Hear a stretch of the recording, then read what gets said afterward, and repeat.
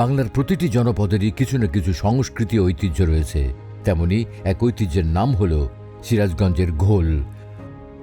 উন্নত পালন পদ্ধতিতে পালিত গাভীর দুধ থেকে প্রযুক্তি ব্যবহারের মাধ্যমে নির্ভেজাল মমতায় প্রস্তুত করা হয় দুগ্ধজাতীয় পানীয় পণ্য ঘোল। সংরক্ষণের অভাবে ঘোল দূরে পাঠানো বা দীর্ঘ সময় রাখা সম্ভব ছিল না, ফলে বাজার ছিল সীমিত। পিকেএসএফের আরএমটিপি প্রকল্প হতে দুধ শীতলীকরণ ও সংরক্ষণ প্ল্যান্টের মাধ্যমে ঘোল প্রক্রিয়াজাতকরণ কার্যক্রম হয় সম্প্রসারিত। ফলে ঐতিহ্যবাহী স্বাদ অক্ষুণ্ণ রেখে দীর্ঘ সময় ধরে এখন ঘোল সংরক্ষণ করা সম্ভব হয়েছে, যা আধুনিকতার ছোঁয়ায় ঐতিহ্যের উজ্জ্বল দৃষ্টান্ত তৈরি করেছে।